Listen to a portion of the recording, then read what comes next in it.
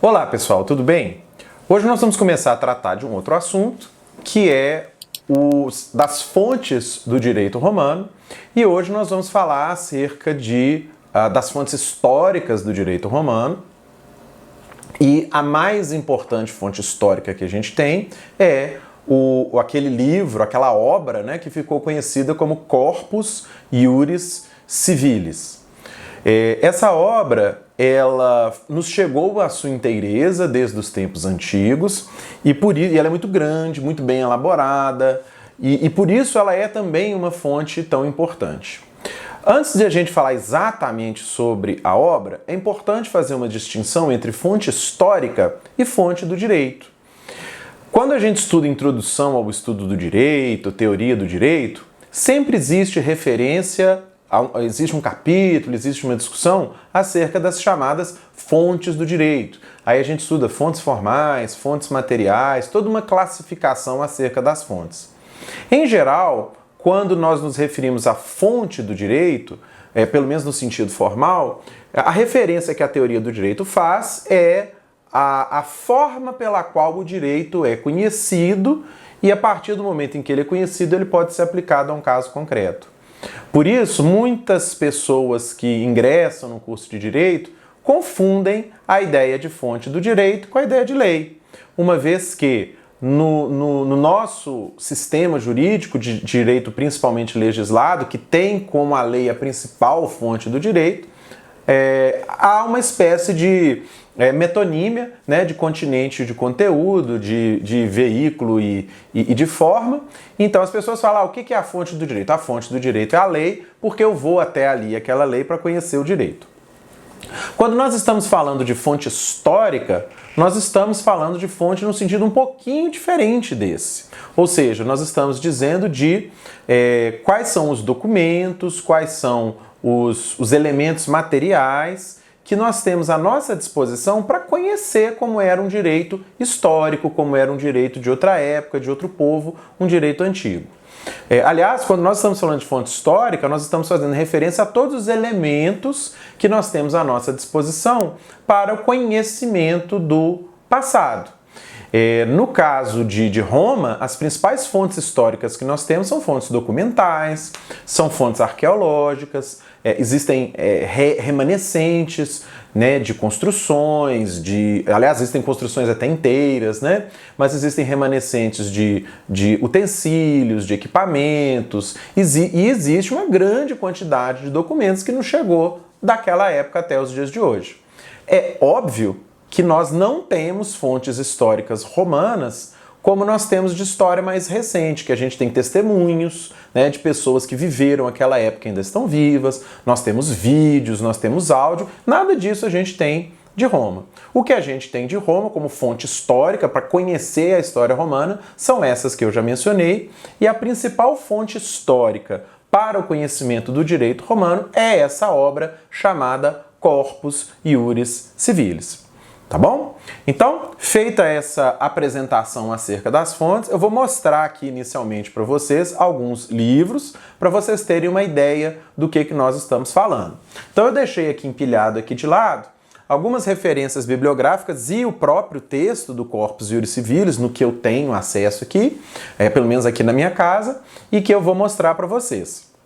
Primeira coisa, pessoal, o Corpus Iuris Civilis, ele é um nome que não é da época romana, ele não é da época bizantina quando ele foi elaborado. Nós vamos chegar nesse detalhe um pouco mais adiante.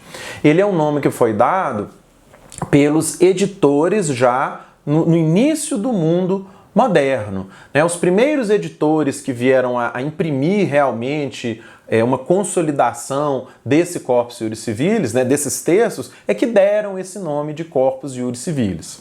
O Corpus Iuris Civilis, ele é dividido em partes, que nós vamos ver quais elas são, e aqui, ó, eu tenho aqui duas edições diferentes do elemento mais importante do Corpus Iuris Civilis, que ficou conhecido como digesto ou pandectas. Então aqui o que eu tenho? Aqui nós temos uma edição que ela tem uma história super curiosa, que ela ainda não foi publicada completamente, ela é da editora YK e ela se chama Digesto ou Pandectas, do imperador Justiniano, na tradução brasileira por Manuel da Cunha Lopes e Vasconcelos, entre parênteses, Conselheiro Vasconcelos. O Corpus Juris Civilis e o Digesto, né, que é o pedaço mais substancial deles, tem poucas traduções integrais. É uma obra muito grande, uma obra em latim antigo, é uma obra que tem partes em grego e, convenhamos, né, jamais vai ser um sucesso de vendas uma tradução do Corpus Juris Civilis. Então, foram poucas pessoas, poucas vezes que a empreitada de fazer a tradução dessa obra para uma língua moderna, ela foi feita.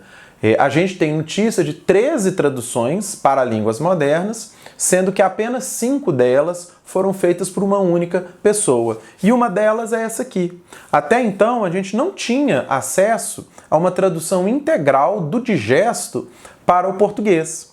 E, por um desses acasos da história, esse conselheiro Vasconcelos, não tem nada a ver comigo, né? Meu nome é Roberto Vasconcelos, mas enfim, esse conselheiro Vasconcelos, o manuscrito da sua tradução, ele traduziu integralmente, o manuscrito da sua tradução, ele foi encontrado, por acaso, na biblioteca da Universidade Federal da Bahia.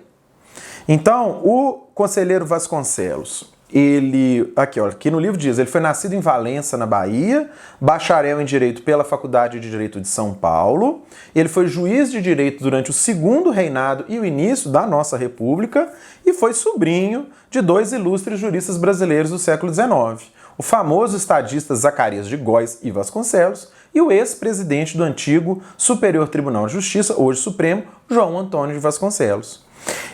O manuscrito manuscrito mesmo, né, com aquela letrinha, bico de pena, super bonita, mas ao mesmo tempo super difícil de ler, foi encontrado lá num canto, que aqui está sendo chamado de Cafua, uma sala subterrânea escondida, na antiga Faculdade de Direito da Bahia.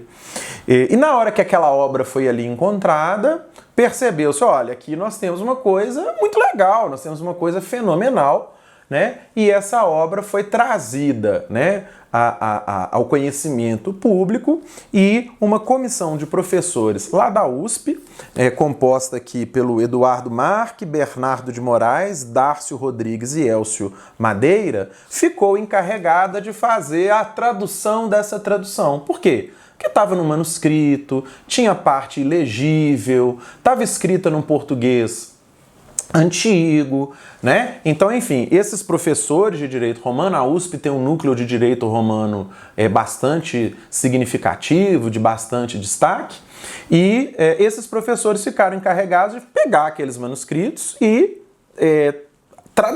trazer esses manuscritos para os dias de hoje, para permitir que eles fossem digitados, auxiliar os digitadores no próprio trabalho de compreender o que está escrito ali, de decifrar a letra, né, a caligrafia do conselheiro Vasconcelos, de organizar a obra, de ver se estava faltando algum pedaço, enfim, eles estão fazendo esse trabalho de organização. O que já saiu dessa obra até hoje?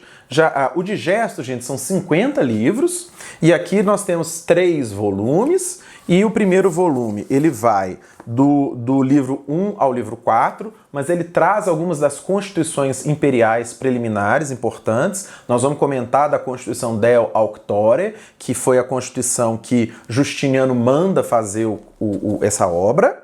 Ele tem também no volume 2 os livros de 5 a 11 e o volume 3 os livros de 12 a 19. Então, 2/5 já foram publicados nessa edição aqui, nessa tradução. Estamos aqui ansiosamente aguardando os próximos exemplares e a gente sabe que isso é um trabalho super difícil, super demorado, tem que ser muito cuidadoso, mas eu acredito aí que nos próximos 2, 3, 5 anos, não sei, torço para que esses professores, os colegas professores, consigam encerrar esse trabalho e trazer ao nosso acesso aqui a edição e essa coleção.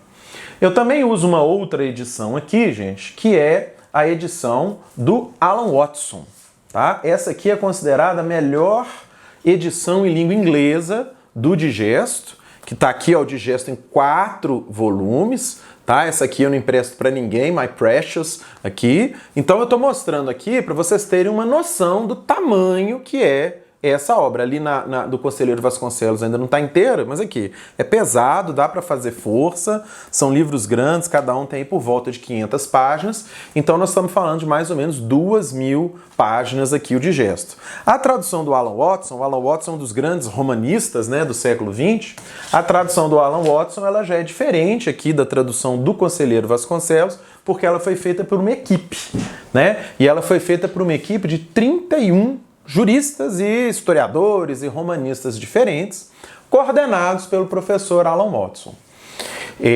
Eu não quero dizer que uma é superior ou inferior à outra, mas nós temos diferenças entre essas traduções, né?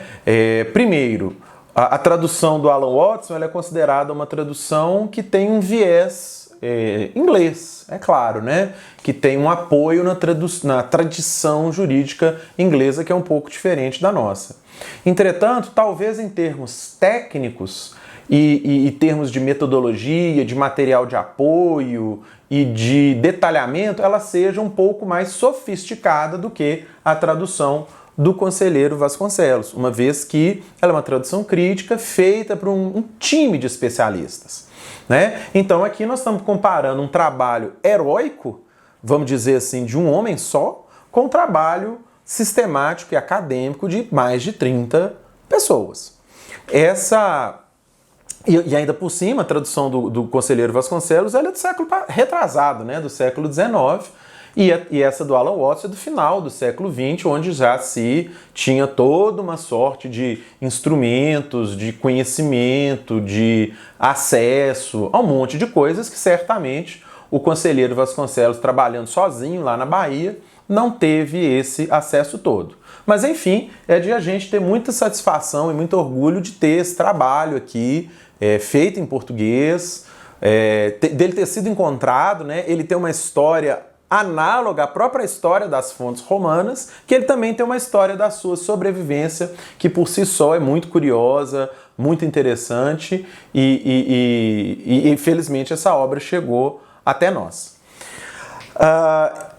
Existem os textos em latim. O próprio Alan Watson, ele tem, é claro que existem os textos em latim, né, pessoal? Mas o próprio Alan Watson, ele tem uma tradução lado a lado, né, com o inglês e latim lado a lado. Em português, eu desconheço uma tradução que tenha o latim e o português um do lado do outro. Ela seria o dobro do tamanho disso aqui, né, no mínimo o dobro.